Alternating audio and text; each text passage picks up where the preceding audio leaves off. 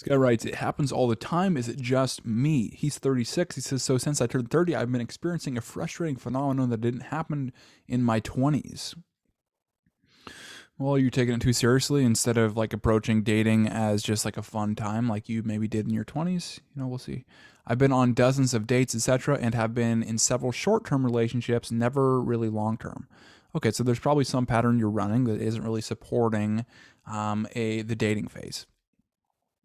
I never get any closure when things don't work out. Yeah, I wouldn't expect it either. It's like, it's dating, it's the two of you aren't really exclusive. Sometimes you'll get that closure, but sometimes you just get ghosted. It is what it is. That's dating. It always ends in ghosting. Exactly. It even happens after like several nights of sleeping together. It especially never happens with women. Especially never happens with women I met on online dating. So I don't know if he's referring to a ghost or not, but either way, it's like, let's get into the rest of this.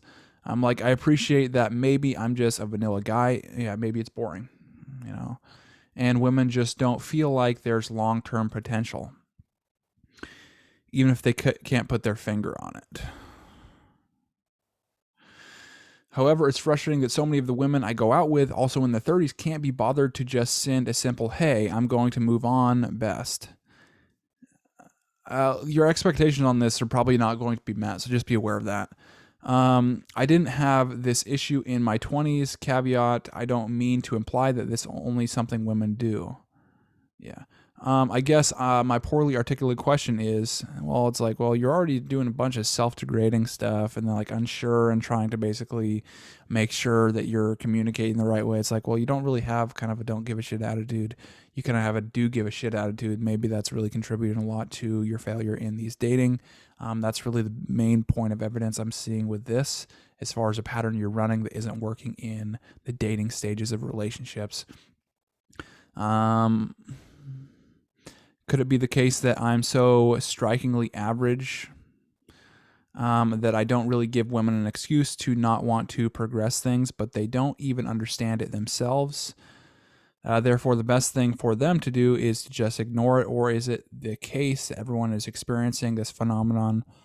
Well, since you're bringing up like, they don't understand multiple times, it's like, well, probably it just kind of signals that you don't really understand. That's kind of the vibe I'm getting, is like you're wondering why you're getting ghosted, why you aren't succeeding in relationships, why people aren't wanting to continue dating you. Valid. I mean, it's a start for sure. That we as a culture have become so adverse to conflict that this is the new norm. Yeah, maybe so. So in regards to ghosting, and I need to just change my expectations for the simple closure. Yeah, I wouldn't expect the closure from just regular dating. You'd expect it in like a long-term relationship or something where you're exclusive, but it's like getting your expectations up. It's like, well, you're almost, it seems like, too attached to the dating stage. So you might be too attached to her, too attached to what she does. Instead of saying like, well, she's gone, but whatever, I'll find somebody else, and just not let it get to you. And then when you don't have that mindset, it's going to show up in other areas of the dating stage as well. And so you're probably going to take things way too seriously. You're going to basically make things like a bigger deal than it is on dates. So just ask yourself, reflect on your own dates, see if that is the case with you. Have you maybe been too attached, or have you maybe been trying to rush the whole thing along, or have you kind of been judging the relationship based on texting, or are you really concerned and really aware of how frequently she texts you back, as far as how quickly she texts you back? And does this really upset you? Because oftentimes what you'll find is like, if this upsets you, you'll respond in a way that basically fails her test, because a lot of those times when she does things, women are very aware of how their actions make you feel emotionally, and so how you react emotionally really gives them insights in how you are.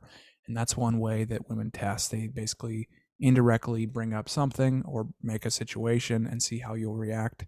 If you react too seriously, too needy, which always really comes down to like a fearful state of you maybe not being good enough, or you being or that it's going to happen like all the other relationships, that you always get ghosted. If she picks up on those, I mean, she's probably just going to leave. So just be careful on that. Again, just kind of adopt that mindset where you can basically walk away and mean that you're totally fine. You're self-reliant, and you're not reliant on her.